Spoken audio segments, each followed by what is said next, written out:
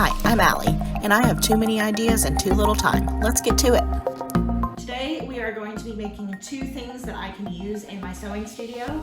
We're going to be making a pressing station so I'll have more room to iron and press all my fabrics and garments and quilts and such.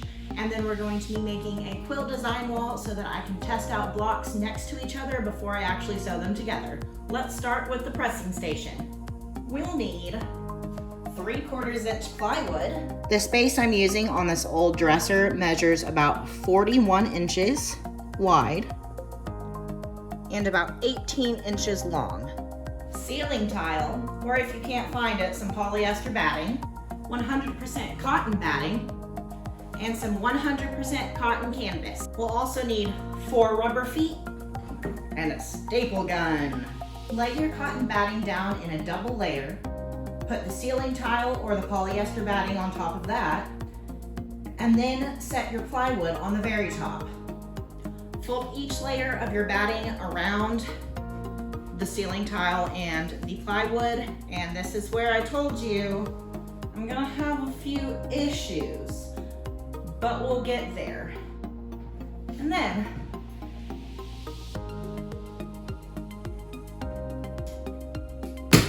can you tell I'm a little scared of it? You'll use your staple gun. I'm gonna go ahead and trim these edges off just so I can fold it a little easier. Make it a whole lot less bulky right there. I'm also gonna go ahead and trim down these edges right here so that we don't have to fussy around it later.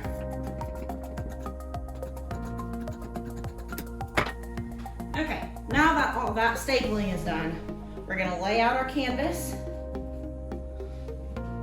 strong arm that board into place. Honestly, I probably should have pressed this canvas first to get all the fold lines out of it. Oh well. And then we're gonna fold that. Use a different staple gun because I can't figure out how to put new staples in the other one. And my dad's on vacation and my boyfriend is at his house. This is why I should not do projects alone. Doing it anyways.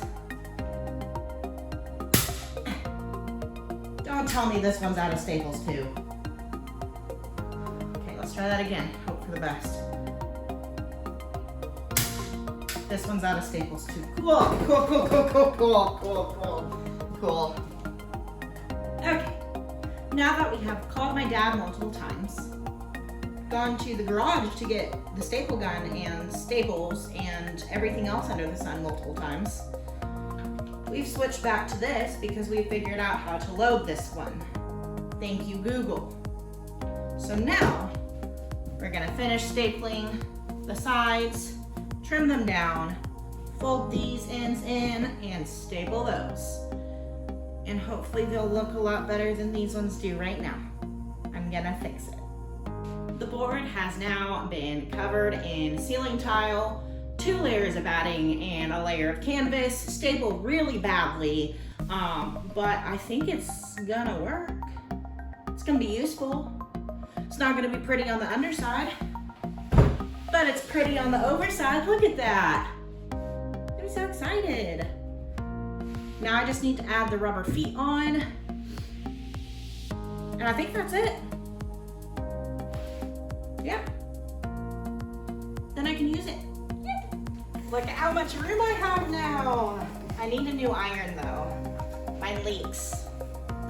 Now we're gonna make a quilt design wall. I've been wanting to make one of these for a while because I know it will help me test out my pattern blocks before I sew them together. If I want to do like different colorways or different designs next to each other. And I also have a really cool project planned, actually a series of projects that will need me working on the wall instead of face down. It'll just be easier for all my pains, my aches and pains as a 29-year-old.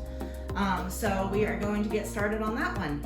For this project, we will need foam core boards. I just got mine from the Dollar Tree. I'm using 4 of them, but if you want to make your space bigger or smaller, you can use more or less.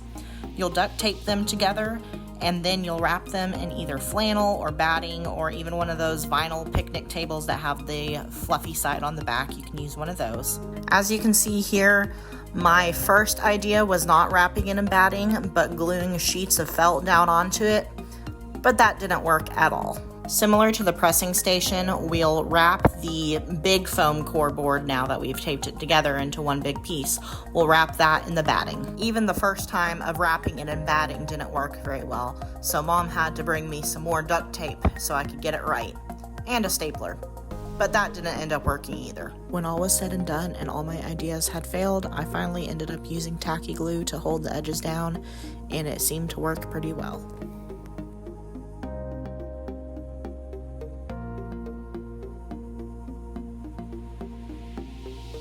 I attached it to my wall using command strips, but you can attach it to your wall however you want or keep it separate so you can have it to move around your room. So that was super easy, even though none of my ideas worked at first. We eventually figured it out, which is always a good thing.